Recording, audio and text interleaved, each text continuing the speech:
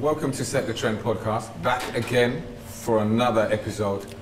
And remember, this is the podcast that chronicles street sounds and DJ's history over the last 30 years. And today I have, well, before I go to our guest, which I kind of like, they're like my little sound. Not my little sound, but my little sound. Yo, watch it. Jesus. But I have my esteemed colleagues and co-host with me, Reggie Heavy Styles. How you doing, mate? All good? Not too bad, thank you. Everything all right? Well, I haven't made back that 680 yet, but you know. You're lucky you get paid that much. Some DJs we found out last week only get paid 50 quid. Is it? Yeah, I've done a couple of freebies, so I suppose it balances itself out. Are you one of them 50 quid DJs? Not for 50 quid. 60? Nah. 75? 75? Yeah, Market House, 75. Yeah, 75. But that's Jerry Bascom, innit? Oh, you give Jerry Bascom 75? Is that what you paid the DJ? That's what he paid me. Oh, just what he paid you? Cut. How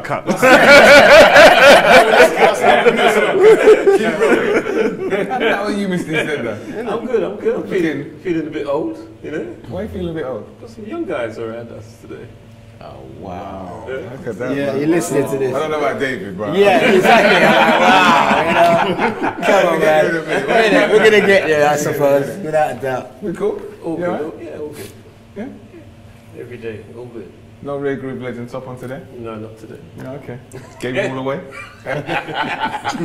It's more where that came from. So can I get one next week? You want one too? I've told you that. Oh, I'll get you one. Oh, I want to support you. Oh, yeah, I'll bring one in next week. Yeah. Imagine that, we're colleagues. They sell for £50. No, but remember, you can't say that because Legs waited 3-4 years to do it. So no doubt. Waiting over 3-4 years to get No, but if out. you're supporting and you're buying Sure. them, you can have them next week. I'll definitely bring them in. I'm supporting them wearing it. What am I buying your things for? Yeah, You said I'm you just supporting. for you on the bus. Oh, so he's waiting for you to buy, you want him to buy it and then you're You going to know put he's him on still the doing bill. it. No, but he said he was supporting. He's still trying to get money out of anybody. Yeah, exactly. Anyway. So you guys all right? We're good. Okay, Yeah. This week, today, this is this a big one, podcast mate. here. We've got one of the youngest street sounds, even though they're veterans, nonetheless. Today, the first of our new school DJs or sounds. Gal Flax are in the building. My brown man sound bridgmans.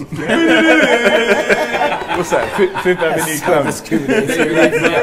Welcome, sir. Thank you, sir. How you guys doing? I'm fine, thank you. Dixy Gal Flex. How you doing, people? And Simon. Looking all sexy there with Simon. You think it's simple, innit? Simple Simon looking all sexy in his brown. No, it's light brown colour coded. His Chain matches and everything. his own brand. His own brand. Sorry, I should say that. His own brand. Simple lifestyle clothing. Is that yours? Yeah. So where's us? There's no advertising. Come here. No, we do this. We do this for guests. Just not for Just for guests. So if you're looking at a new sponsor, you know, we can talk about that. Welcome, guys. Welcome. Thanks for having us. Good. And before we go any further, I'd just like to say a big RIP goes out to DJ Tubbs, part of not only Street Life but the Bassline FM family. Yeah, man. For those who don't know, Yeah, so big up Tubbs. lost one of the real, and one of my great right hand mans as well as. Always see him on the front of my doors. Trusted with all my money, with all my loyal. legendary. So big up Tubbs. R.I.P. man. I mean, So guys, you've got and don't forget to like, share or comment on the podcast when it goes out. Remember, we're on YouTube, Set the Trend Podcast, also on Facebook. So don't forget to like, share or comment. Guys, you've got your banner behind you. You take any, these guys they don't just don't play. Yeah, everything's there. So you've got Gal Flex and you've got one of them that says Pioneers in the Game. And one of the things that we like on this show is that we try and give people into an insight into the levels of DJs, because again, let me try and explain this. A lot of DJs come into the game and you'll see them comparing themselves with DJs who've been there, and sometimes you feel a bit aggrieved because you say, well, I've done this, this and this and this and this, and this DJ is comparing me and they've just played records. You understand? So what we try and do here is try and show you the levels and show you the different levels of how you should compare and the goals that you should try and reach when you're comparing yourself to a sound. Some DJs would be happy to come in and just talk about their DJ ability, which is fine. But you guys, pioneers in the business, give us a snippet of why you should be called, why you say you're pioneers in the game. Set the trend, innit? We're on the right show. that's a good start.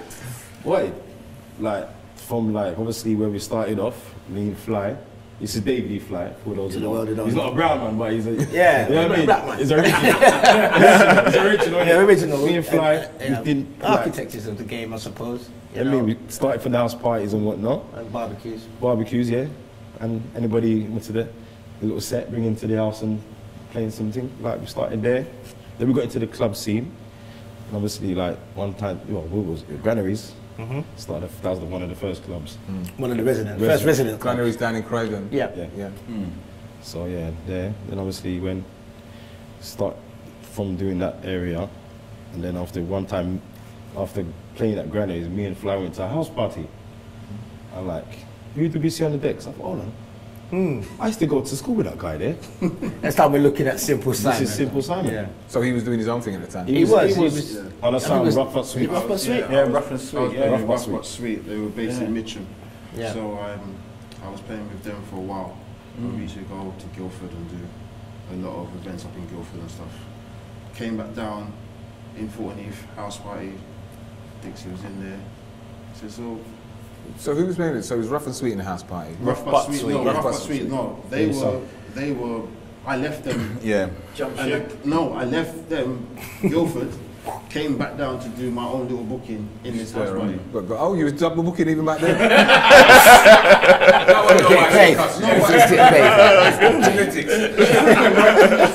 It was free, innit? Like, I wasn't even getting paid. It was just literally For the love. For the love. 2 record boxes, struggling, and just going to this house party and just started playing music. And that's when I seen him there. I thought, oh God, you know what? Come roll with me. We're going in the clubs. That's what we're doing. We need to talk about it first. We're not going to just say we just took you. Like that was just a little. I was just saying. Let's get a little bit into what really happened. happened. So how did the talk go between you? Because so the dynamics between you and David E. Fly at the time. Yeah, we were already there. We was already tight. The Galvix was already established at that So was you co-owners at that time? At the time, it was just David E. Fly and Dixy. Because obviously, then I was thinking, you know what? I need to make a brand, a name. We need to expand. At that time, Galflix originally came from Nottingham. He's us guys, me and my cousins then. From where? Nottingham. Nottingham. Yeah, because that's where I was born and growing it. Okay. So Galflex, the name itself came from us man them on a Galflex. That's right. And explain to our what Galflex means, you know, when you're on a Galflex. Entertaining the ladies, isn't That's it? right. How? We're going to give away the tips now. You're going to give away the tips. Honestly, at that time, we was on a gal flex. Let's be honest, Us guys, when we going out, Yeah, it's not like nowadays. Some guys got look in trouble in it. We used to like And the girls, checking the gal, innit? Or look after the girls. Then even if you're even checking them, just look after them, because that was mostly me, if I'll be honest. So we you're want a to bit make sure like the the girls are new getting age. into the parties. Yeah. We want to make sure they're entertained. Make sure they're around the right guys who are going to spend some money. Let's keep it real. Like that's what we did. So you like with a new age or Nottingham version of Nasty Love? Is that right? Wait, was this obviously? It was a name I thought I could get away and just just deal with it. That's a brand, like gal flex. Deal with the ladies. And this was when early what? Is it 95? 90s. No, that was 90s. No, that was 90s. But you're talking about for the time of the branding? For the time of the sound, when the name of the sound was about 91. It was 96 when obviously 96 we when we formed had everything. And then when we got residents. I seen Glamour at that time, his name was Glamour MC. Yeah, Glamour, yeah. Then obviously you got him in there. And 96 was like officially when all of us got together. Right, okay. Full squad. Yeah. So when you mentioned Granaries, so what other inspirations was there for you at that time then? Because I remember seeing definitely Simon. I know he used to come up to Courts Wine Bar. I used to see Simon up in Courts Wine Bar, you know, when we used to go up the West Blackby on a Thursday night. Yep. It was like lollipop. What was This is before Lollipop. This is when Choice was Wow. This is when Choice was This is up when there. Choice was in there, and I was in there with my cousin, and champagne was £25 a bottle. Moet was £25 a bottle. Come good on, days. Let's have some of that. So I was in there every Thursday. Yeah. So what was your inspiration from them? So when you're coming from Nottingham, what sounds inspired you in Nottingham? V-Rocket. That was I knew you were V-Rocket. going to say that. Yeah. I knew you would say V-Rocket. V-Rocket and the thing is in Nottingham as well, me and my cousin, G-Money, big up G-Money, not G-Money from Bassline, a different G-Money. Money from Nottingham. We used to play on another sound up there, oh my days. Qualitex? No, Qualitex is from Reading. Bristol. Trinity. Yeah, yeah. Trinity Sound. Right. Trinity Sound, we used to play with Trinity Sound. That's Junior Tunes. I remember Junior Tunes. And obviously at that time there, that's when we was getting bookings, playing with like Mataran and Lionface. You know, them type. We was getting bookings. AK Babyface. Babyface. Eddie's. Eddie's. Yeah. He was playing alongside them time, and obviously that's Oh, when I from was back then, yeah, as Galflex. What was that, in Nottingham? Yeah. So did you find it that because you were in Nottingham and it's a smaller territory and there's less competition, that is the reason why you got given those opportunities, or was it on the strength of merit why you were playing with such big names at the time? I think what it is, because obviously my cousin down there is well known. Right. And obviously he was doing his thing as well, because he had his own little sound them time there. And at that time when you're a young person, you've got records, obviously sounds is like, oh yeah, make this guy come play some songs. Not all the time though, because when you come down to London, it don't go like that. And especially it's totally different. Our scene, I know it didn't go like that. We're going to get to that part. Yeah, that's we didn't say that might be another episode, you know? Breaking in is something else. But that's part of the thing that was coming to, as in, how, when you came through the door, how did you feel to have broken that cartel? Because you know our scene was like a cartel. You know, there was gatekeepers and everything there. So that scene, our scene, because it's still part of it. at that time, it was so hard. It was hell.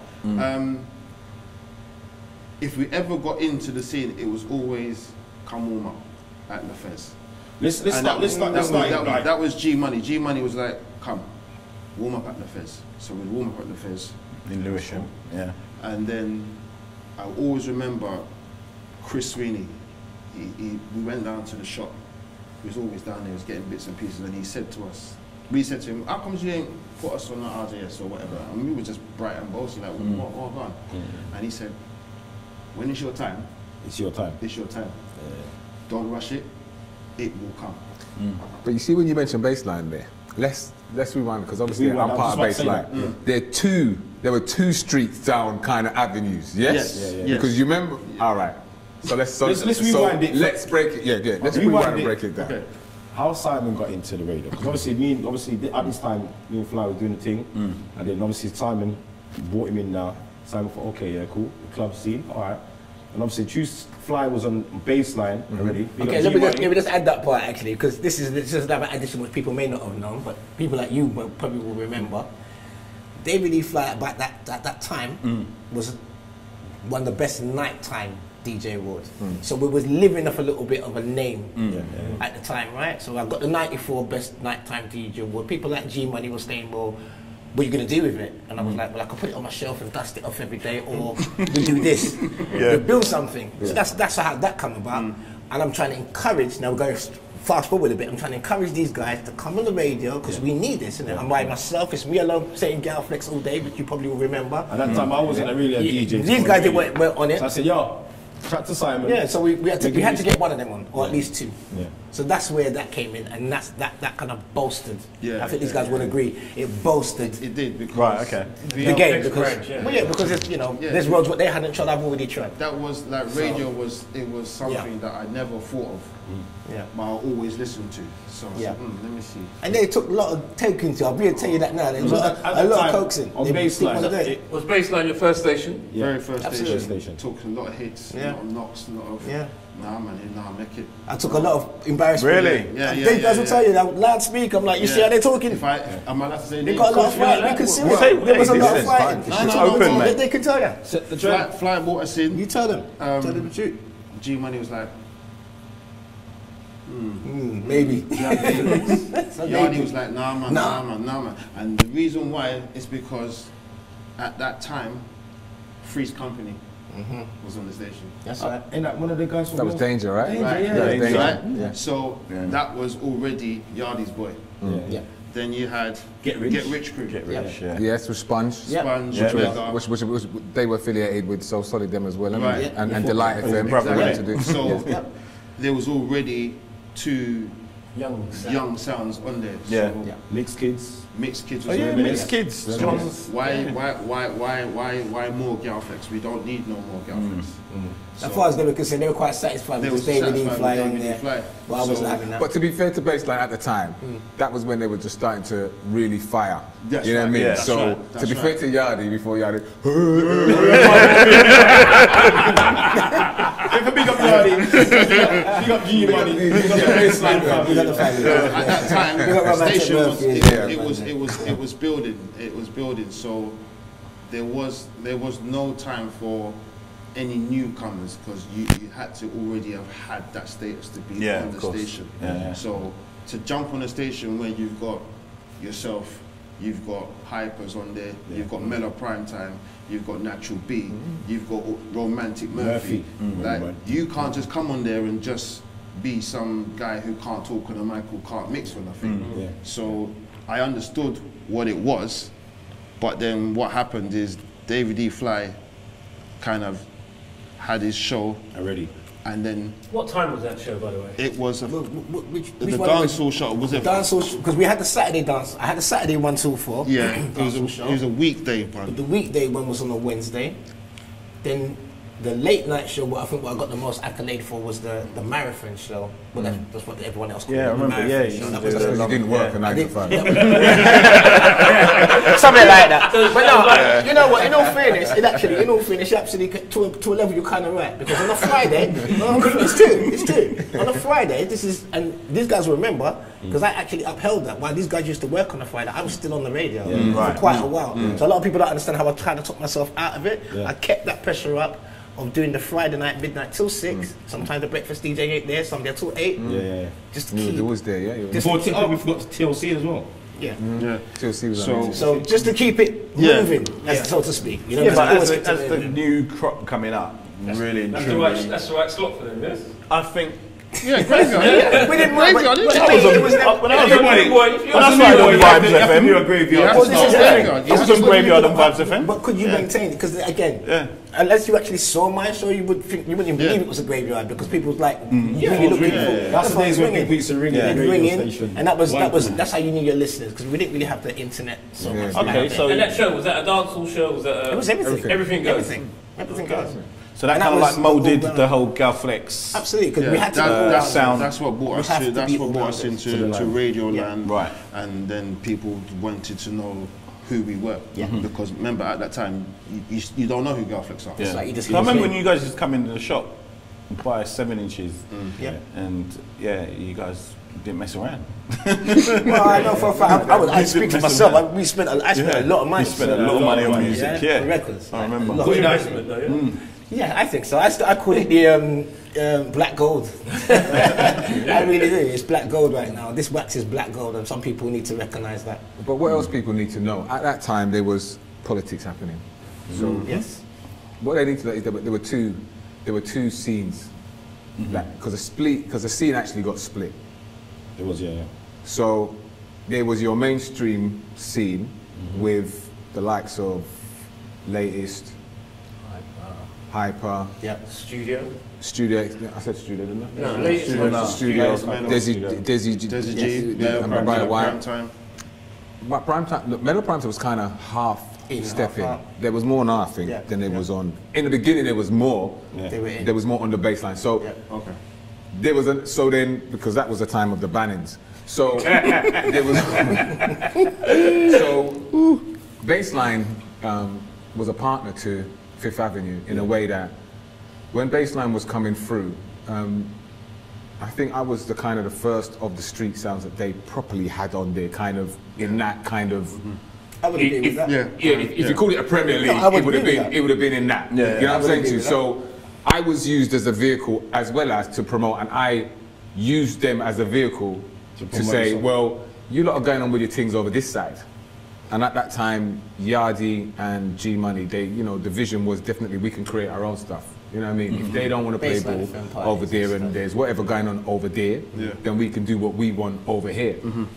So that was a time when you lot was coming through as well, on that, when we created that own kind of scene. Remember, we was doing our own dances with just us lot on That's it. right. We really, That's it was right. just yeah, it was just demanding on this side or over there. Very true. Them lot were doing whatever dances they wanted to do You're over doing the that side. baseline dances. But it was predominantly branded as baseline. I remember, yeah, you lot had But your then own why was lineups. Bassline successful?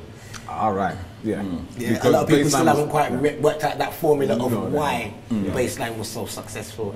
Now, we as one of the original pillars of Bassline, because we were in there way before a lot of people. These guys, I'm sure if you get to interview them, they will tell you that a lot of them, because G-Money, I have enough respect to G-Money again, because he had a vision. And talking to someone like once he had met me, and someone who's from Brixton, it wasn't very hard to fill in the gaps of what he needed. So these conversations or these things, what you're talking about right now, is not by accident. They are by design, they are being orchestrated. There is a structure, there is a formula of sitting down with G-Money like, guess what? Do you need some ragga DJs? We're here, Spitter Ranks is with Reminisce, Reminisce plays with Fifth Avenue plays with that. And all of a sudden you've got the best Of the best. Yeah, friends and yeah. street sounds. Yeah. Friends and street sounds in one place. Yeah.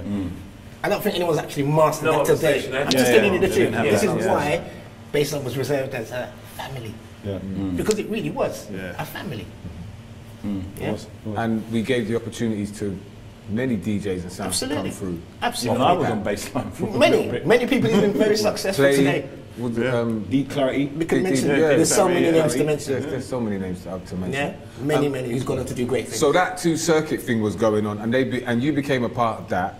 So that was your first entrance into half stepping on the scene. But the scene fast forward, the scene got amalgamated back. And at that time as well, because obviously we was doing the bass line. You love this banner now. Oh no, you always bring up. He brings it up all the All the time. time. We've never talked about it. Yeah, we've never ever When discussed we get it. around to it, we'll talk about that. Obviously at the time we was doing the Bassline FM thing, and obviously we was getting the one-off booking near and there, like with you guys. And then obviously that's where I thought, you know what? I started getting phone calls to start doing like La Cosa Nostra, Sun City. Obviously, Pause right there though, go on in. because we had an interview with Anthony Bradley. Oh yeah. Right? And And we Anthony, was going to get to that bit though. Yeah, okay. So what I need to know before you carry on, was Anthony Bradley after that, or was Anthony Bradley before that? Anthony before. Before that. Okay, so the next question I'm going to ask you, see, we have a structure. So, were Galflex before Heartless, or was Heartless before Galflex? Heartless was before. This was a year, But at least a only year before like that. a year and a half In Chimes. Yeah. in Chimes. Yes, absolutely. Yeah. Yeah. And they were Okay. playing not the sound that They were playing started now. through the Bashment. Yeah, okay. they That's started what they off- originally that's from. what they Yeah, originally And then did. obviously They they went went into the garage. And never look back. and never looked back. Well, it Yeah. worked for them. It worked. And I'll be honest, it did work for them. But you can hear that though, because the way that they were, Bushkin, Mighty Mo, and them guys spit on the microphone, they're like dancehall MCs. Saying that, you know, but sorry to cut you, Simon, but saying that, well, I've heard them play out, and they playing everything still, and they're still fire. You get Oh me? yeah, You yeah, know yeah. what I'm saying? Their heart, their heart Is in the music. is yes, it's in the music, but it's dancehall. Yeah. No matter what, it is dancehall. They're entertainers. But I'll give them that. they saw an avenue with the garage, and they saw that they can go that way And it's and captured. still bring the sound boy element to the garage. Okay. Yeah. And it's worked for Yeah, them. exactly. And nobody's ever So tried you to do lot it. thought that's your open goal as soon as they went You to know the what? garage. No, but it even was when the they end did the for garage Galflex. thing, obviously we thought, you know what, we're still doing our thing. Yeah, So we was getting bookings to do like all these big events and all Yeah, that. yeah. Obviously when we did big up Anthony Brightly, Yeah, for real. did all the photo shooting, or made us look like Jodeci. And Big post. So this is where you get the branding thing from. Yeah, he had a He had a vision. He had a vision, and he wanted to kind of mold us into this kind of boy band sound thing. Right. So we made a booklet. He got us Chimes to do pamphlets. we did a photo shoot. He helped. Why did he do that for? Because he didn't have to do that. I mean, he could have You know what it so he is? don't even know you lot. Because he's seen us out. he's seen us around. At that time, Chimes was not closing down, but it was quietening down. Nothing wasn't really going on for Chimes. I think he wanted something to and do he on a wanted Sunday. something. Right, He wanted okay. something going on Sundays. Yeah. He got us to do one of our biggest ones, first biggest ones. We played with Stonelove, so we was upstairs. okay. Stonelove was downstairs. Yeah. How did that feel at the time to be given Yeah, a to platform? be like That was Yeah, mad. sound I didn't want coming to up. play upstairs. Rory's downstairs. Why am I playing upstairs? Rory's downstairs. Rory's downstairs. He's about to play Wayne Wonder and Butcher Batten. Why am I upstairs? I don't want to be upstairs. To me, And it's funny though, the whole building was rammed. but the whole building was I so was going to say that. It The was, thing about it was just nice. Times, again, to Anthony Boyle, he's clever. Very smart, astute. Very, very smart. Probably for us, Guy, he knows what he's doing. Stone Love. He knows what he's doing when it comes to promotion. Because, like I said, we only came to him with a limited idea, and he done that with it. And I like that. Yeah, I'm being really honest with you. You know, when Yeah, limited. when you Go say, ahead. you know, why did he do that? You know, the fact that he saw something He did. and he said he's going to take it, And he backed it. He backed it. Yeah, backed it. No, he fully. But 200%. I'm not even going to go. I'm lying. Fully backed He it. went. Right. We came. All right. This is how it went, and I'll give you a short little preview of how it went without going too long into it. These guys were there, so I'm not talking behind no one's back. Andy Brightly said to us, "Yeah, you can play here on a Sunday. I'm giving you a 6 months contract, no money." Yeah. Now, no, you heard me. No money. Am I lying? Wait, Now, this is hold what on, I'm saying to you. pause there. Go ahead. Go Why ahead. did Dixy take that? He didn't take it well. You know, You know what you But like. we're professionals. What we At the did, end we of came the day, together it's- and we conferred. Yeah. This is what we did. Just ask them. This is what we did. We conferred and said, okay, here's an opportunity. 6 months, no money. What do we want? We know what he wants. What do we want? your So name, we man. thank you. So we came back better than that. So we came back and said to him, this is what we want. Photo shoot. No. That was all his idea. No, that's what I'm saying to you about Anthony. That was all his idea. We came to him with some simple things. Like, we need a guest list. Yeah. We need a guest list. Yeah. Yeah? Because we're all on radio now. We need 5 people or so.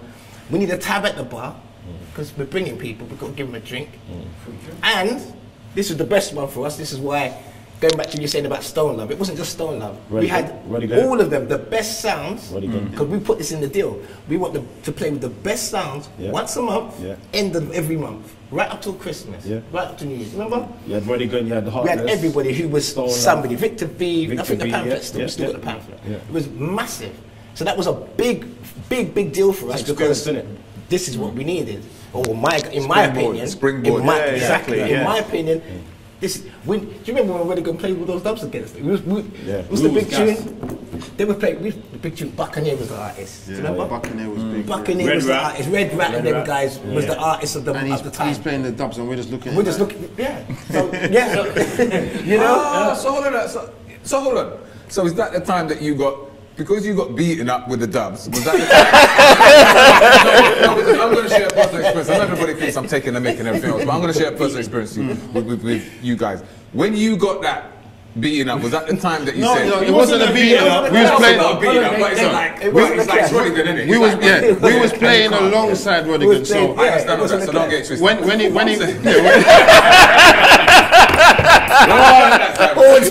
using it in the terms of it's Rodigan, isn't it? So most men are going to get beat. When I mean beat, I don't mean beating up like you and him were clashing at the time. I mean, was that the time that you said, I'm going to get my own things now? I think that was. Yeah. I think we just let that naturally Start happen. cutting then. No, do you know what? We didn't start It was cutting remixes. them. We used to do our We remixes. was remixing stuff. We wasn't cutting We're them. cutting dubs, just We remixing. started cutting literally. I remember it was Troublesome. Troublesome one of our very first. Right. One of our very first Troublesome dubs. there, yeah. Yeah, that was one of our very first ones, and we did that. And then... And Freddie Krueger. Freddie Krueger. Freddie Freddie Big Krueger. up Freddie Krueger. And we done that So solid. in whose house was it? It was in Croydon. Because I remember it wasn't in a studio. G-Vibes was G-Vibes. No, we did it in could have been White House. Croydon. We I did it remember in Croydon. Troublesome. I remember we signed to I remember we done No, Croydon. you're talking the cutting studio. No, we voiced in a house. I remember. where that was. You'll have to think of it. We voiced in the house, and then we started to use G-Vibes. Okay. But come to me. We But did. was that a catalyst for you to start cutting to dubs, start or cutting. did you? Yeah. Was that did you have that moment you said, I'm not going to allow anybody else to be playing them kind of dubs, and I ain't got a little bit of things to find back? No, or, we looked up to these other sounds and I thought, you know what? We need to get our own thing. Yeah.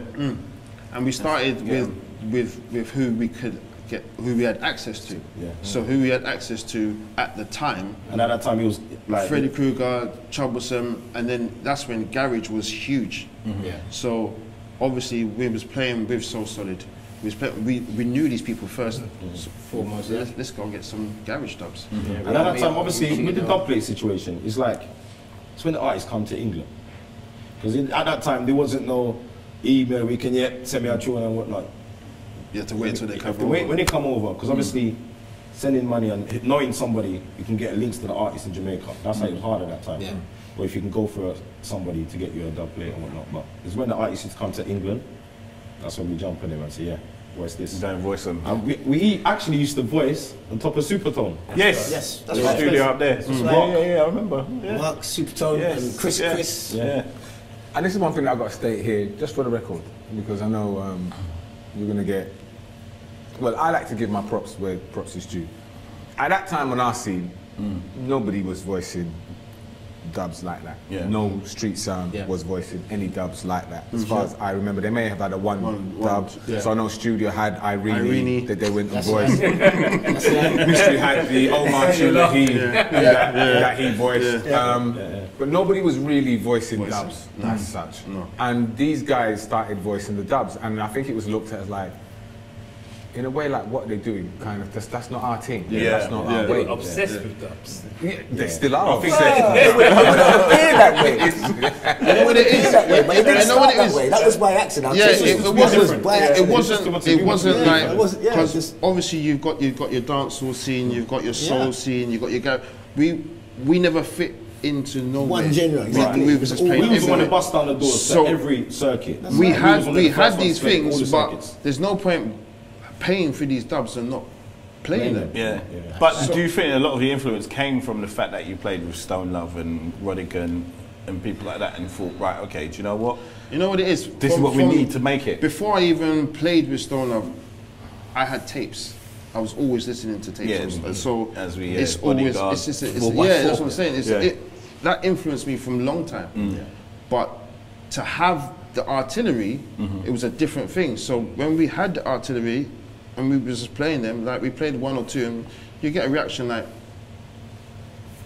what are you not doing? Why they're playing dubs? But you're talking about that, like, even so, you were the mixing don. I remember when Simple used to come in. I know you're talking in comedy, you know. That's why it's so simple. You were a mixing don. I remember when you used to DJ, and you know, did somebody teach you how to scratch and cut? You did it all yourself. No. That was all. That was all like. This is where you give your props. You tell them Simple, you put your innings in there. You see me do it. All it was just being at my nan's house and have one uncle upstairs playing R&B, one uncle downstairs playing dancehall, and I'm sitting on the step thinking, what the what's going on? But I'm taking it all in. Yeah. And then there was two turntables, and I thought, I'm gonna try it. And I just mixed two records, and within a day, I was like, So you're naturally. I was like, you know what? But that's because I got to listen. I've got a good ear. Yes, right. I've got a good ear. I've been listening to radio. Like, I was listening to Elite Radio. I was listening to all these DJs. I was listening to Power Jam. I was listening to Keith Lawrence and DJ Crime. So and when you're listening to them Power two, Jam. They were at their peak. This is what I'm saying. They were good. So if I'm listening to Keith Lawrence and Keith Lawrence is doing all, I'm like, hold on. But back to the dub plates for a second. Who's more obsessed about dub plates, you or Dixy. I think we can happily say Dixy. Yeah? Easily. Definitely. You know, let's just put it out there. Dixy, Galflex have not only got garage tunes, they've not only got slow jam dubs, Everything. they've got war dubs. War dubs. And when I'm talking war dubs, I'm saying war dubs, where if you did put them in a war clash, they might get out of that after the second and third round, but you wouldn't really argue why they was in there. They've got Bounty Killer. Name some of the proper war artists that you've got. Don't even look through your feet. You don't really have to look, for real. You don't even have to look. You just, anyone who's somebody. You've got the Copra, Anyone who's you've got somebody. Bounty, you've got Beanie. Anyone who's somebody. Have people been scared to clash you because of that? Like, You know what? We're going to go into this clash. I think it's the other way around. Grow a little bit. So you've got all them dubs, and you're playing on the circuit. And I must admit that when they did come, even I was a bit surprised about. Shocked or surprised? Nah, he wasn't shook. He wasn't shit. Answer the question. He wasn't He was concerned. Don't say. He was concerned. Because Fly had already talked to me about Galflex. I already had that conversation about Bassline with Fly, That's so I right. knew He does know what what's was going on. he wanted to do with that and where he was going with that. So it didn't. I mean, it just surprised me that the fact that they did it. You know what I'm saying to you? Because you know, I get it's that. one thing that someone can talk, I get it. They delivered. And back the talk. and then they delivered. And when Simon came, Simon was, apart from Stevie Primetime, I don't think there was anybody else doing mixing and doing anything that I was doing on my circuit. The rest of them didn't play that way. No, they didn't. They couldn't mix. Yeah. Just be honest. They couldn't mix. They couldn't mix. the A majority- lot of people just cut and shut in couldn't it. mix. That's it. Yeah. So when Galflex come on, it was like, hold on a minute. This guy wants to play rare groove. They wants to play slow jams, and it was mostly slow jams at the time because really it was the 90s and it was slow jam city at that time. And they're mixing, and they're dubs, and the boy them pretty. You get it? Stop! Run to them, boy, stop! You know what I mean? So it was that kind of thing at the time, and this is talk about levels. So we talked about the dub plate levels that Nova sounded. So that's one game-changing thing that most other man them got to know, you know about. And then there's the game-changing in terms of your own crowd that you was bringing through, which had a bag of girls. Yeah. That's what we're talking about. Women, should I say? These are the boys that we can collectively say, and we've done this, and I know no one can't tell us nothing. We did not mess about when it came to promoting. We did this by ourselves. We went out, we would chat up that crew. One man. That's why a lot of promoters started booking us. This is what it was. Okay, That we know a lot of it. Right, so that was like part of your But it is. I think that was our entrance into the different the circuits. circuit. We wouldn't have got That accepted. was our I don't entrance think we would have into the been circuit accepted. because there was many a times where there would be a dance and it was a big dance. Yeah. And there's like, well, Galflex, I wonder if they can sell. Let's give them a chance. Here's 20 tickets. Let's see what you can do with that. And 20 tickets was gone. Never one felt. time. We need more tickets. Never That's felt. what a promoter likes to hear. More tickets? Yeah. You know what? Yeah, man, we're going to book them on there Do you again. think it should have been done on that though? I mean, I've always got a thing about tickets. You get me? I think I've always said It's a gamble. it's a horrible feeling gamble. that you're being used just to But sell that's when the game changed. when you because started giving tickets. you're selling £300, £400, £500 worth of tickets, and a man's going to come and say, Well, I don't know how much Sweet Vibes got from Mystery selling the tickets. no. You know what? I've You have a always been similar against thing? it, and I'll tell you the reasons why. Because I'm not a ticket outlet. You understand? Yeah, that's right. Ticket outlet, because it's not like the promoter says to you, sell your 20 tickets and here's a bonus. It's sell your 20 tickets and there's your wages. What man? Right. Listen, you book me from I come from booking from your talent. Yeah, I understand that. So that's why I've always had a issue. Even though sometimes you have to use and you used it to your advantage, but I'm saying, should it really have been about that, or should it have been more about you guys can play music? Remember, some of these promoters didn't know that we could actually they were new, play they were new. music. They just knew that right, we were okay. new. They knew that we were So they'd never heard you. They never really heard us play. They just had a name. Wow. They just heard the And they just name. They know the affiliation. Bassline, Bassline. Bassline. Bassline is the affiliation is so strong. Yeah. So when they say Galflex, Bassline. And at the time, they're thinking like They're Bassline's a thinking- legal station. You can talk about it. You can talk about it on the radio. So that's promotion there.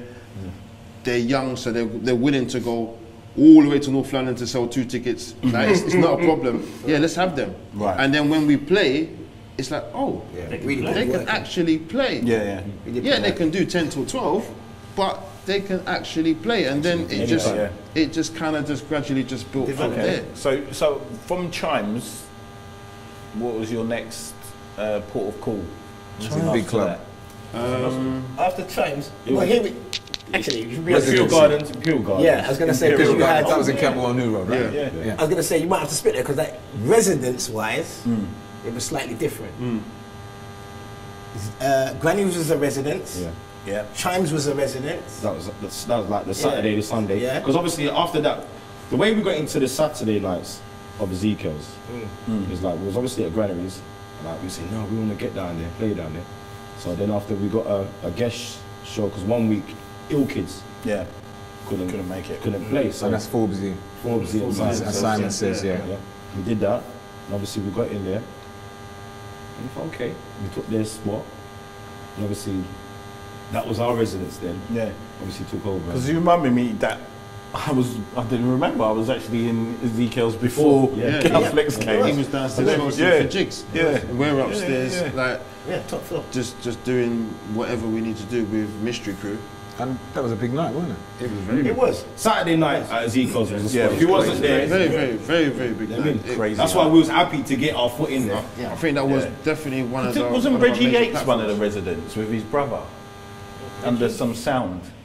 Reggie Yates. Do you remember when Reggie Yates? Yeah, the Mystery Crew. Yeah. Mystery Crew was there. Mystery And then Crew we was there. also She was had Reggie Yates at one point. Scotty, LG Brown, yourself. Yeah, I remember. Yeah. Richie. Because Yates. LG Yeah, was man. Jigs. Him and Dev. Yeah. It was LG who encouraged us to Dev. go I've to forgotten the name of Ezekiels. their sound that they used to play in. I remember their dad always saying, "Yeah, my boys are playing. This is my boys."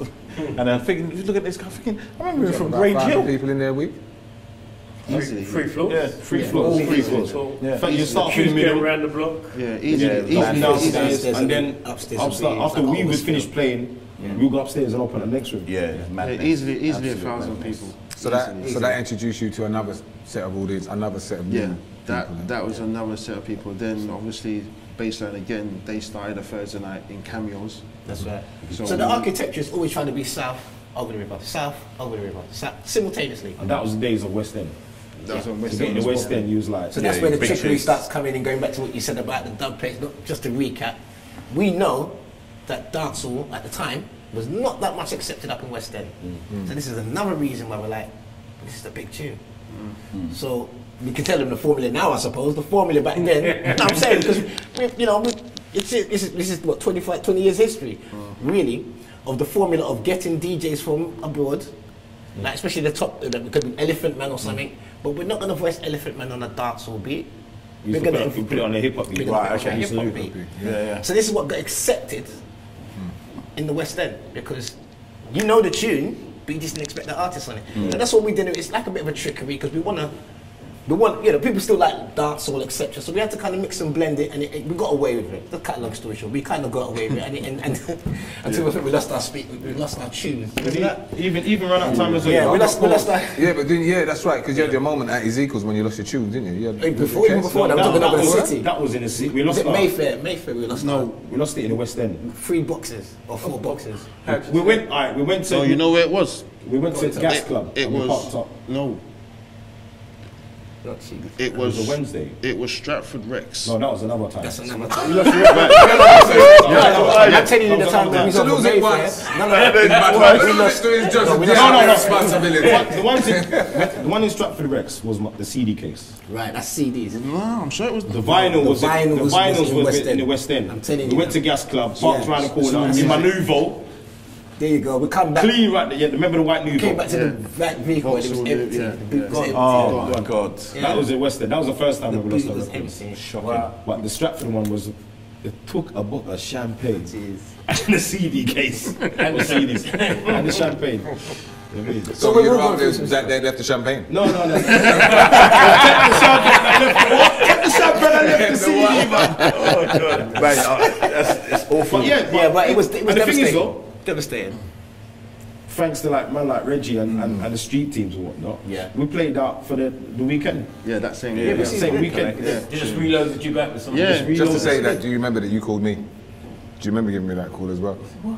What? I didn't have a mobile at that time. Well, actually, I mean, I doubt if I was the only one, but when you lose your tunes, you got to try and get it Yeah, back. yeah, You yeah, go yeah, around yeah. and see No, 'cause I who can remember- give you doubles and whatever not. Yeah. R.I.P. Yeah. to one and only Roberto. Roberta Allen. Yeah, man. Salute. Yeah, man. Salute. Hard Zone hooked us up. Semtex hooked us up when he was Yeah. at Sony. Yeah. Basil. Yeah, Basil Martin. hooked us up. Went Mine, to BMG. BMG, yeah. We went to everybody saying, look, this is the situation. We came back with more records than we had in the first place. Wow. Like Doubles. everything. That's when we doubled up. After that, that's when we we started doing doubled up. Then we doubles. just And what do you mean doubled doubled up? What do you mean Like, by we doubled? We buy 2 of the Two stuff of that we each, know. two of the we same need. thing. That's Yeah. two of each. Stick to. So we have So you 2 can split this up. Well, eventually that's what happened. Eventually, that's that's what exactly happened. what did But happen. that wasn't. We just said That wasn't we in need to intention. have 2 sets. And at that time, we, everything. DJs was playing double up, playing two same Yeah. times. That's why I thought, you know what? Yeah. Everybody used to have the doubles, innit? back in the day. Yeah. Jesus Christ. I remember getting my record Steve had to text me. I was drunk. And I went into the blue room, come back. My bag gone, man. With my mobile phone in it as well. You know what? It's funny you mentioned text me. I'll bring this up. I don't care. Text me. You had a clash with Galflex, didn't you? I knew. Text me. Do you know what? It wasn't text me. It wasn't at text me. It was at Hippodrome. Equinox. So You in play. No, yeah, me in play. So what happened there? That was a setup. Who won that one? That was a setup. What happened? How was it set It up? was a setup. It was the fans in it. They had the fans in it. What are you talking about? They weren't even Hold on a second. Hold on. This is the big bad Galflex. Me, Reggie Styles, who just works in a little industry man office. there tried to use a visual of R. Kelly's in the closet. No, we did use a visual. Right. It was tried to still. put our faces on That's what they done. Now, No, but it was audio. it was visuals. It was on a No, but it big was screen. still audio playing. It don't matter. You put our faces on R. Kelly. In this time, that's about R. Kelly. That's mix up. In this year time, nah. What's the dance then? Listen, I was hurt. I'm not gonna lie. I left there and I was like, They set up. damn wrong. But this is the bit. I'm sorry. There's more. And I just want Dixie to clarify this. Go on then. I heard that the now? video of the night, you brought it out and it's in your whatever that you did with it. You bought the video. The video of the night, it was videoed. It's not. Oh, the recording of the night. recording of the Because I've night. never seen a video. I've and never I seen a heard that film you of brought it. it out and it's never been seen before again. Destroyed it. I don't know. I don't know.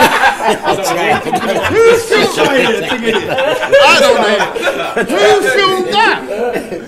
Where's the evidence? I've never seen a I've film never of it. seen it. I've never seen I it. have got the audio recording of the night. You still got it? So you got the, no, not the film, but I've got audio. Have you uploaded it? Just the, on- I would never do that that. Dixie's long pocket, ball. I said, yo.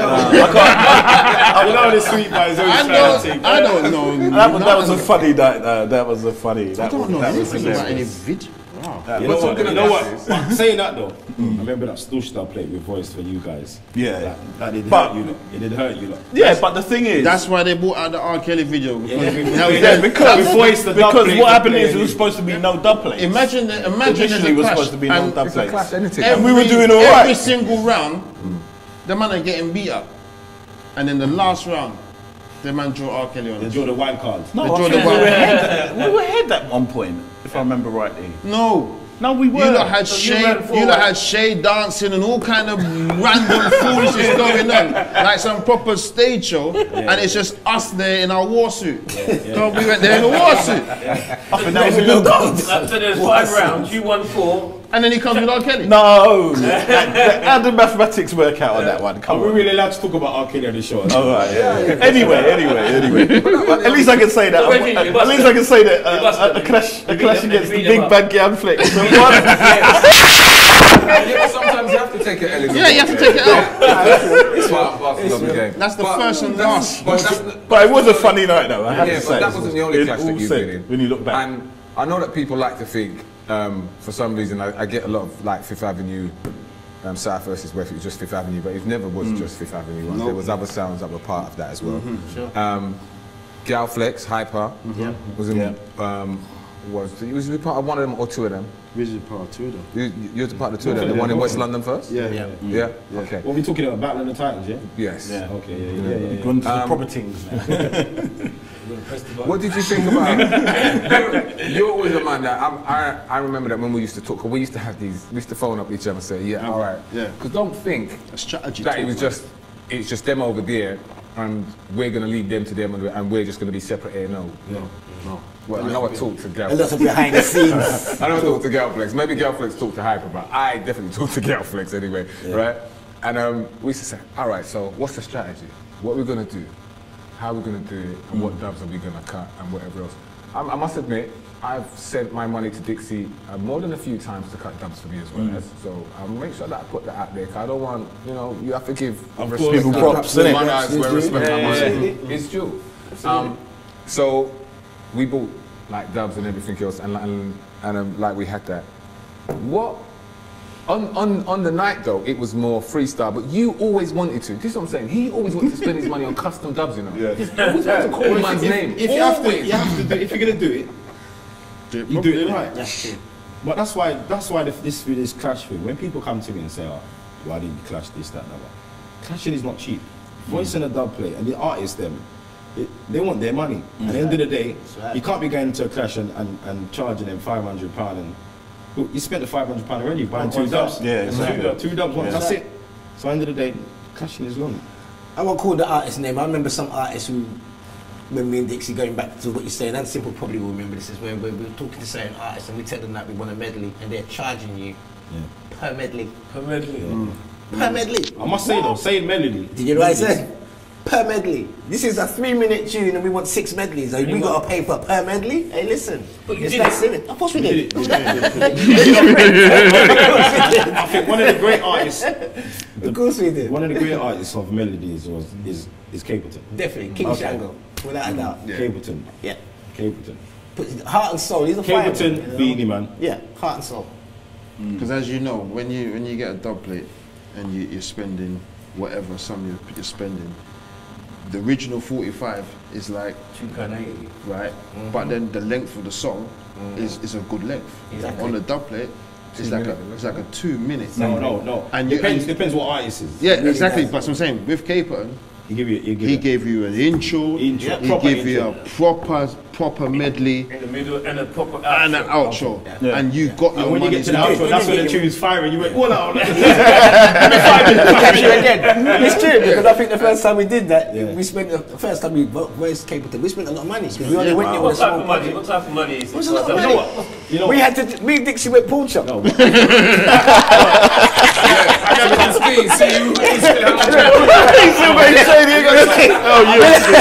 That time we had to save up the gyros. You can have a laugh about that. Yeah. No, seriously, Yeah. no, seriously. All right, here's the thing. If you've got a budget, I say on a real joke, no, seriously, things that. If you've got a budget of 600 quid for one artist and he smashes it, and as the guys rightfully said, he gets near the end of the tune, and that's we're like, oh, we need another one. And that's what happened. You have to work in and say, you know what, I'm not voicing one because that's we what can't, we couldn't. no artist wants to come to the studio and voice one tune. And then these guys were charging $3 a tune. But when you get familiar with the artist, that's how they start looking. Then they start looking after you, you know. and start giving you cheap sending you the stuff. You just had to. But this is why I rate the boys. You know why? You had to build Because you a see, rapport. whatever we spent, we got the money back. But you've always been, but Always. even with the dub plates, you've always put money into UK artists' pockets because Absolutely. you've got Yeah. a long list of UK artists that you've cut. Real Mill, So Solid, All of them. Daneo. And we can't forget about the UK artists, because remember, even when we was on the stage, Stush, Stylo G. we were still trying to, on Bassline, I was still trying to push, Yeah. we're still trying to push UK talent. We always made To this time for day. them. I don't think anyone's changed. Yeah, because that's one thing that I do love about Gal Flex is that new artists, you always on it. Absolutely. You know what I'm saying to you? Yeah.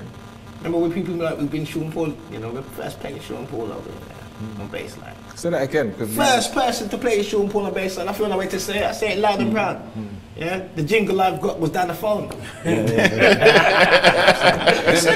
Well, do you know another Sean thing that I've Paul always down the admired phone. about you, David, like because you're an elder statesman of Yes. Gal Flex, and there was a point where you said, you know what, I'm just going to let them roll. Absolutely. Yeah, and you let them roll, but you still championed Absolutely. Gal Flex. Mm. No Absolutely. bad blood, no bad Never. voice. You just Never that. Never that. How I think- hard was it though to kind of let step go, back yeah. from your baby as in such, you know what I mean? And You just know let what? the guys them just do their thing. It's funny you say that because I was talking about this on the way down and like sometimes I feel like I miss it. Yeah. But at the same time I actually feel proud that what I've done is grown. Yeah. So you don't really miss it. If you know what I'm trying to say, you feel like you've done the right thing. I think I fought the corner for these guys the right way, the right fight, got them into the right things, the right company, the right radios, the right bookings. It's like architecture, isn't it? You've got a structure of something, you built it, then you just let it happen. Did Dixie ever phone you when he's making his decisions and he'd say, yo, Flight, I'm doing this, and you'd say, this is when you're out of it, you step back, and like you may act as a sounding board for him, or even Simon, and like they say, I'm doing that, and you say, I wouldn't really do that way, dear, but Or I think not so much since I've kind of taken a step back, but back in the days when we was together, absolutely. We would have regular meetings. Either at your yard, my yard, simple yard, or we will just meet up somewhere, we'll sit down and we will trash it out. We'll always come together, even regardless if you think, oh, what do you think of that? Should we try this? Look at the time we were talking about equipment. That was a classic example. Because you also, again, you're also a sound which has a sound. That's what I mean. That's what I'm going back to equipment.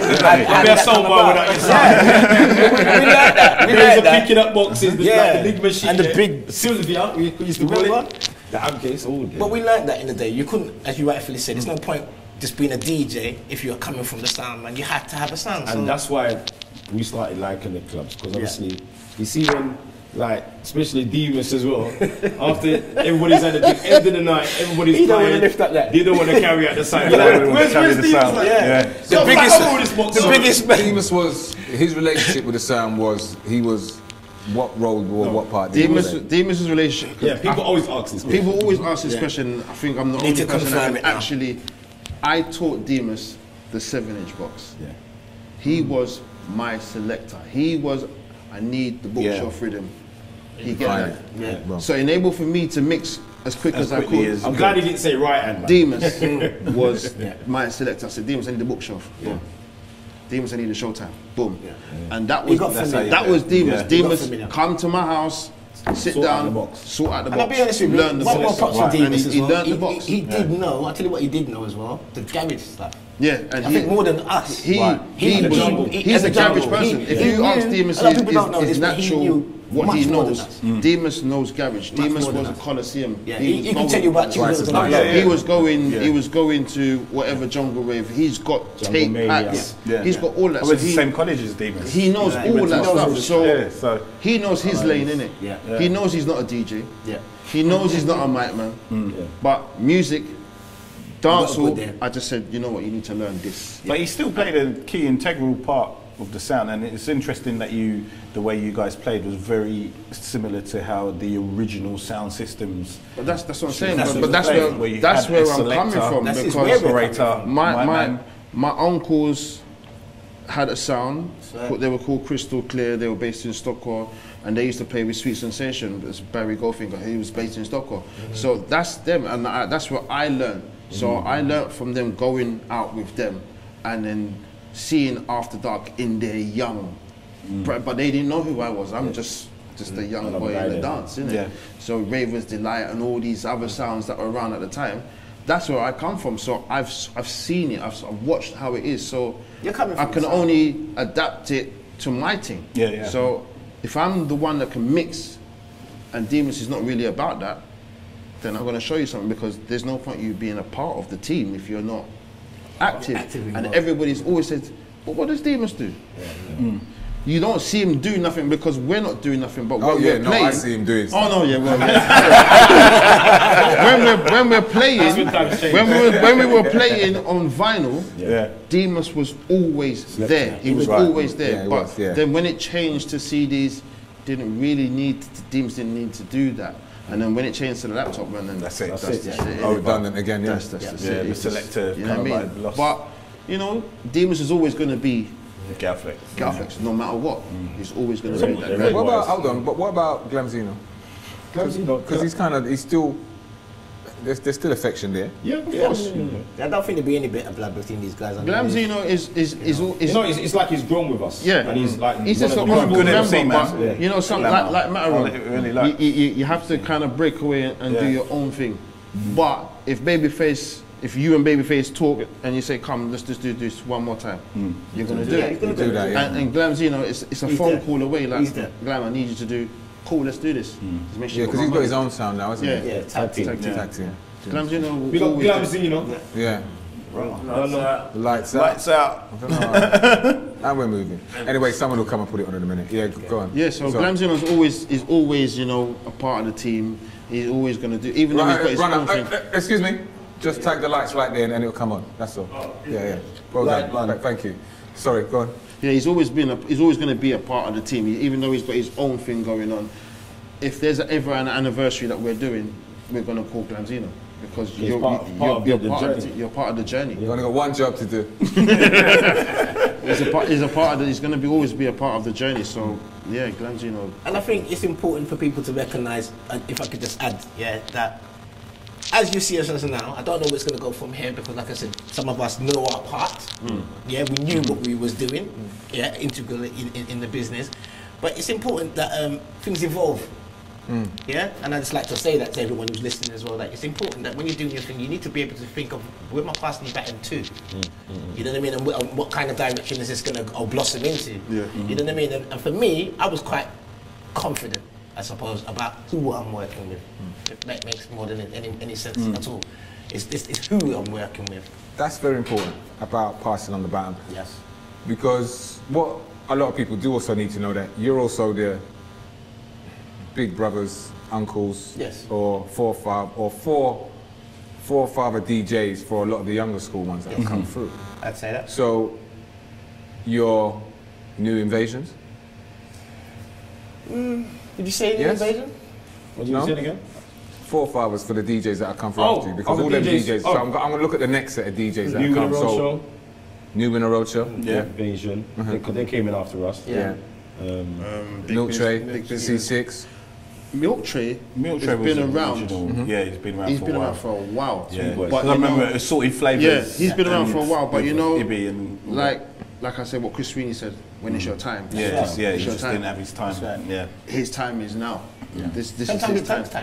It takes a while. Yeah, but this is in this circuit. Okay, so but you're still before then. You know, funny you say invasion, because I remember when they used to play Silks and Spice.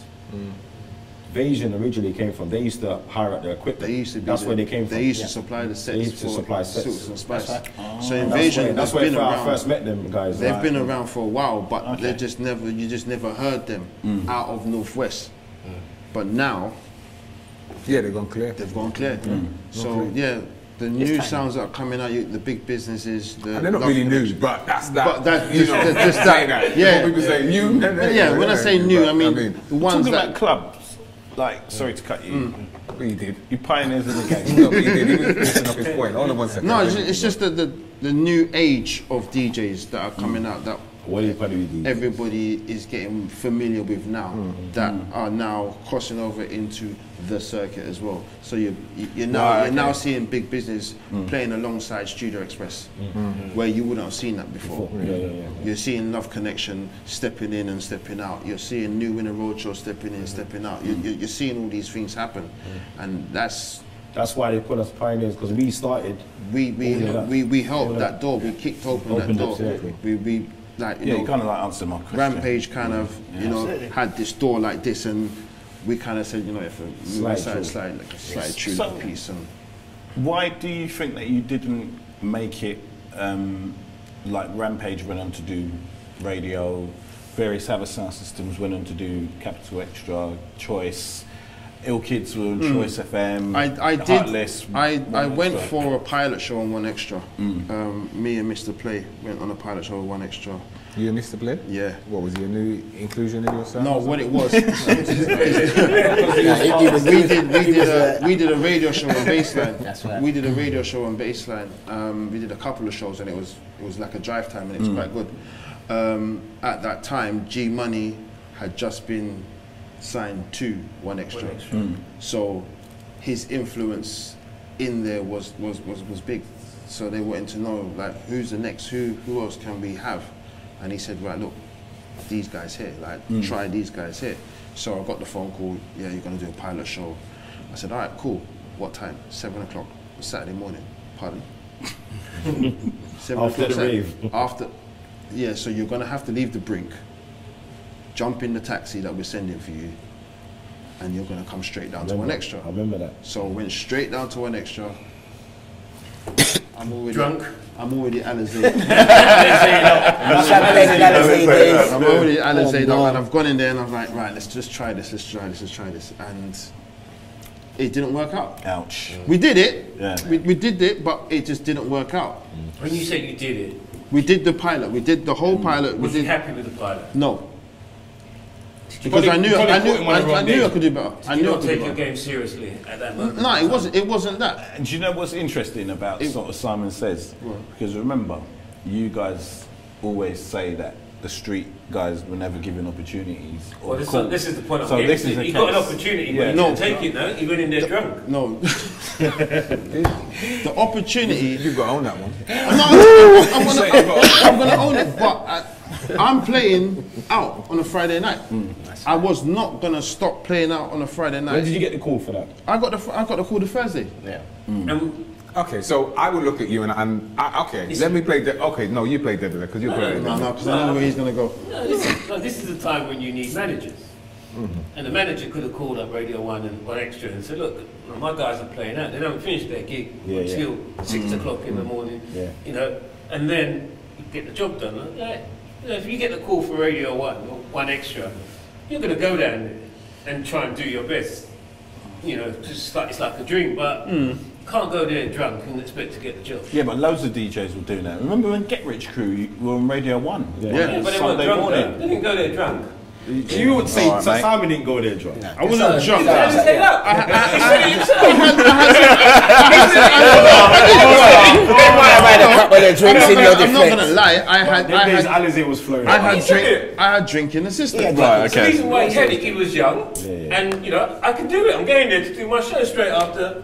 What was more important you at the got time, the these Brinks or having a radio show, national radio show to you at that time? You know what? At that time, One Extra wasn't. I was comfortable on baseline. Right, okay. I was comfortable on baseline. I knew what I was getting from baseline. I didn't know what I was going to get from One Extra because One Extra was just just a internet. new start. It was new. It was internet based. It was like Nobody had internet. nobody. You know what I mean? I was like, well, nobody's actually going to hear me in the car. Yeah. Like, but I'm going to do it anyway because it's experience. And if I get it, okay, so I'm going to do a job that I'm going to get paid for. Cool. Them time they had baseline. And that's Baseline, yeah, baseline. And that's the only way I thought of it. I didn't think of it of It's any dominant other way. station. Yeah. Like, I As knew big and popular. was going to go and do it. Play wasn't sure. I wasn't sure, but we said, you know what, it's an opportunity. Let's not Give it a try. turn Can you it remember down. who you did the demo for? Who was it? We was work. G Money got us in. Janine was the producer. Yeah, Janine Kemper. She was producing. But don't you think that she should have said though? I That's mean, right. you guys are playing out Saturday night. It's probably not the most convenient time. For you. Exactly. It's some money that you're earning, so maybe we should. No respect No, for but the you have to street. put in a real life situation. And the though. worst thing if was they had the show, the worst thing was the actual station was going live 2 weeks after that. Okay. Oh, so you was given an opportunity to go to get in there before that show Exactly. happened. So it was piloted in the building, so everybody in the building can hear what was going on. It wasn't going out nowhere. So then 2 weeks after that, that's when One Extra was actually Live, starting. yeah. It was You going lucky you live. get that car. I never got. Sorry, Reggie, you were saying. no, I was just saying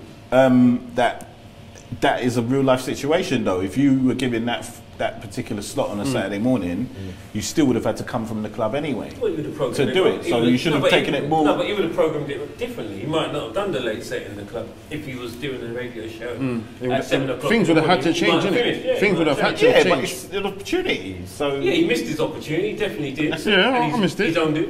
Yeah, I owned it. If it was meant to, if it was meant to be, it meant I was to going to be. say the same thing. If it was but it meant would to have. be, I think it would have changed. It would have made sense. Little Jamaican man. I'll tell you why I say that. Because here's the thing, you know, sometimes, which is true, sometimes you don't get through a certain door, but it opens other doors. Yeah. It happens, and sometimes you can be stuck. I need to tell you guys, this is why, you know, going back to the formulas of when we used to do this thing and why Garfits could do double bookings, triple bookings, there was a reason. It's because everybody has to be able to hold their own. You were kings of that.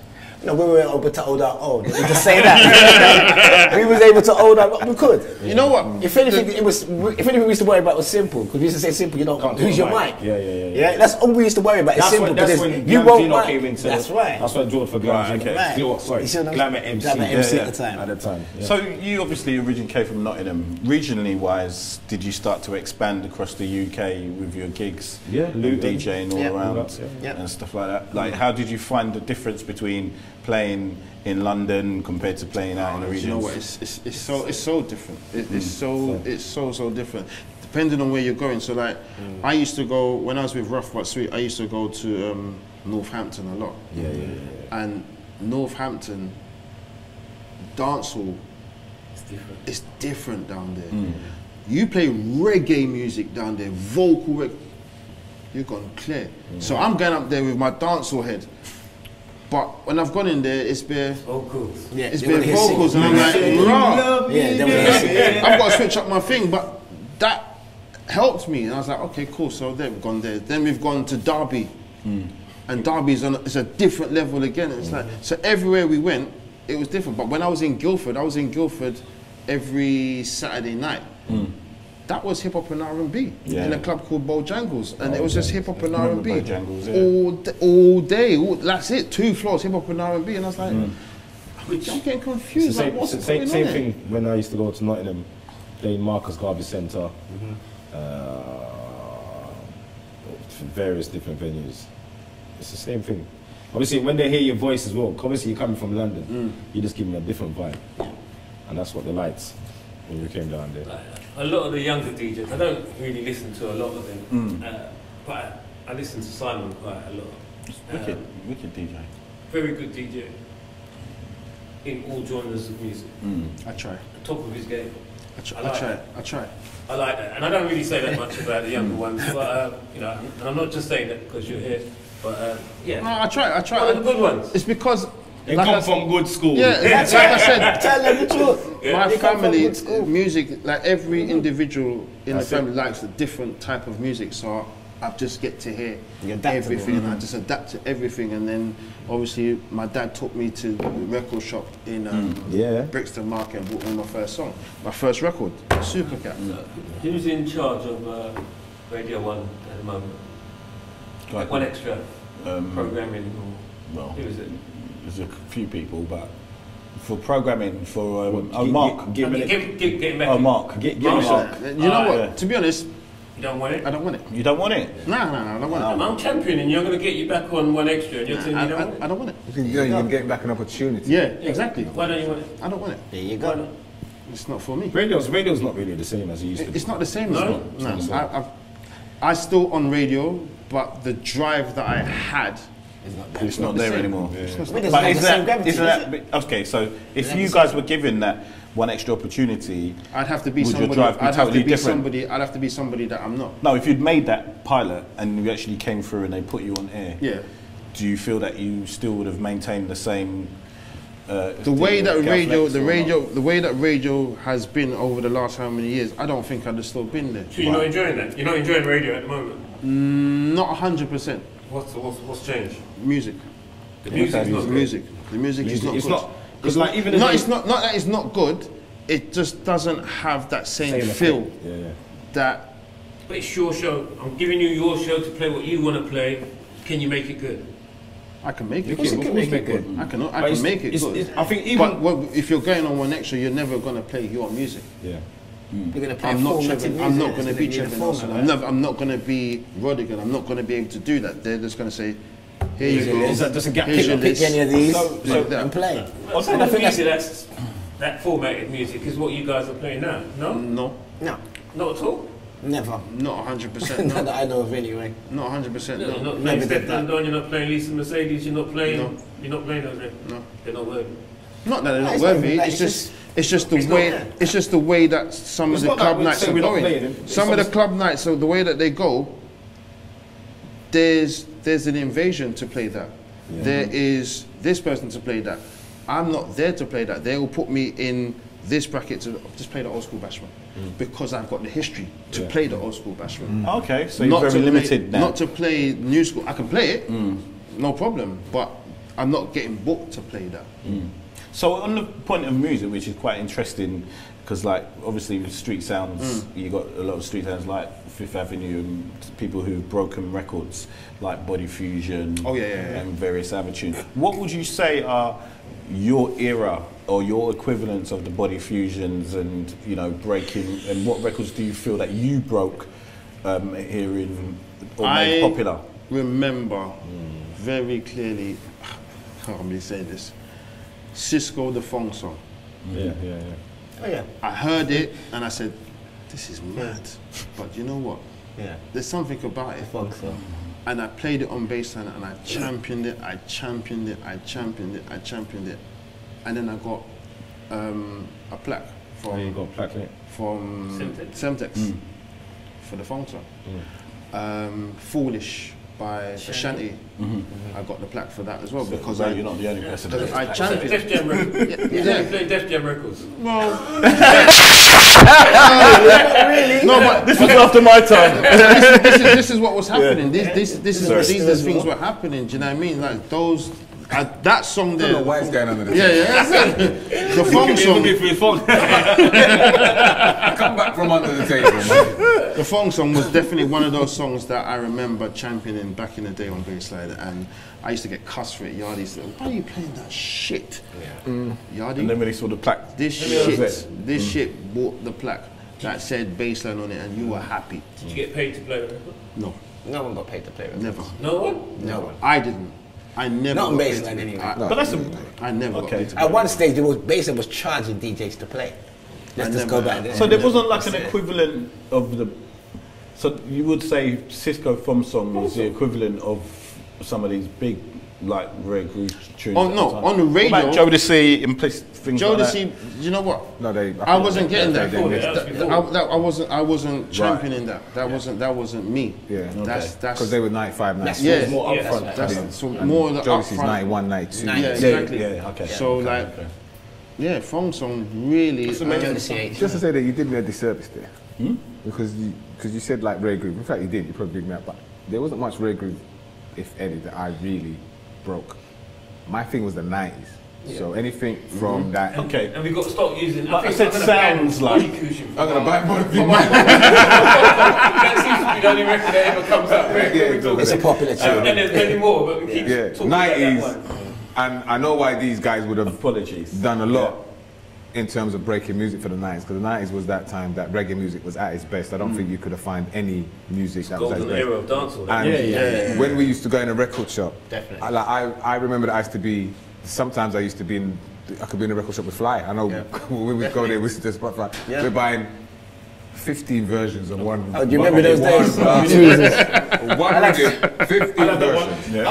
What? No more. And, I want that one. and when you're in there so early, as you know that when you're in Supertone and you're buying up these pre-releases, the pre-release sevens, yeah, you are going to be one of the first to play. You're not going to be well, you might not be the first, but you'll be one of the first to break it because you will champion those musics and you will keep doing it on. So I think there's a lot of that 90s music that you won't get. You know, you won't say, well, Gal Flex brought that Beanie Man tune, but they championed those versions of that record and did a lot to kind of bring it over to on the the masses. radio. Not only that. You guys was playing out again. You're not playing out 3 or 4 times a week. Yeah, and R&B, And it needed, hip-hop. and I think that's what works again, because again, believe it or not, personality-wise on the radio, we're 3 different personalities. As much as we've done shows together, collectively, but it's 3 different personalities. So that works as well. We see that kind of comes across very different with the crowd. So going back to breaking tunes, it's the same thing. You just have to be brave, I'd like to say. Brave, you know what I mean? Because to play the tunes I didn't feel without- no way, you know, and just that's what be brave. Bassline did a lot as well. So the radio helps Place on the a radio, lot. and Yeah. bring it to the club as well. I don't think people actually understand how much brave. radio has helped Yeah. our career. Absolutely. Bassline has helped. So I always say every time I speak to G Money, I say I don't think you realise. No, he doesn't know. You don't. I say to him as well, he doesn't know. He knows. Well, we're going to have him on the podcast. But he doesn't. yeah. We need Yeah, it. you need to. You're going to need more than a He couple just of reminded hours. me. No, we've got a lot to talk about. I've got a couple on a few more things before we finish. You guys had a female manager, I've been told. Yeah, Is that right? Oh, back in the Lady day. Champs. Lady Champs. Lady Shams. my cousin.